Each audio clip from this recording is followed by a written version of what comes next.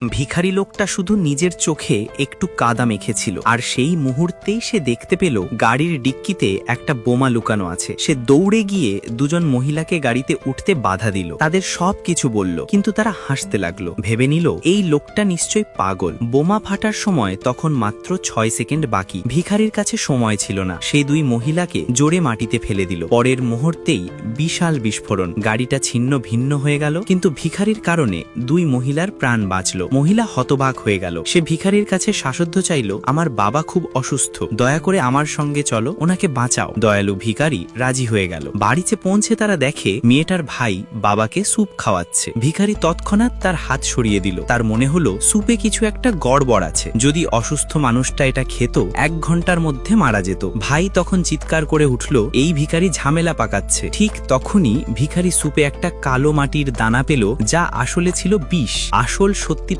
বেরিয়ে এলো, মা আর ছেলে মিলে বাবাকে মেরে সব সম্পত্তি দখল করতে চেয়েছিল। কেউ ভিখারির কথা বিশ্বাস করলো না, সবাই তাকে গালাগালি দিতে লাগলো, কিন্তু সে হার মানল না। নিজের থলি থেকে আধ খাওয়া একটা পিঁচ বের করে শান্ত গলায় বলল, এই ফলটা যদি উনি খান তাহলে ঠিক হয়ে যাবেন। মহিলা ভিখারির ওপর ভরসা করলো। সে পিঁচের টুকরো কেটে বাবাকে খাইয়ে দিল। অসুস্থ লোকটার শরীর কাঁপতে শুরু করলো। মা আর ছেলে চিৎকার করে উঠল, এ আমাদের মেরে ফেলবে। তারা ভিখারিকে টেনে বাইরে বের করে কুকুরের সামনে ছুড়ে দিতে চাইল। ঠিক তখনই অসুস্থ বাবা চোখ খুলে ফেললেন, ধীরে ধীরে উঠে বসলেন। তিনি পুরোপুরি সুস্থ। সবাই স্তব্ধ হয়ে গেল। যখন জানলেন ভিখারি তার প্রাণ বাঁচিয়েছে, তখন তিনি তাকে পুরস্কার দিলেন, একটা কালো কার্ড যাতে ছিল $60 মিলিয়ন।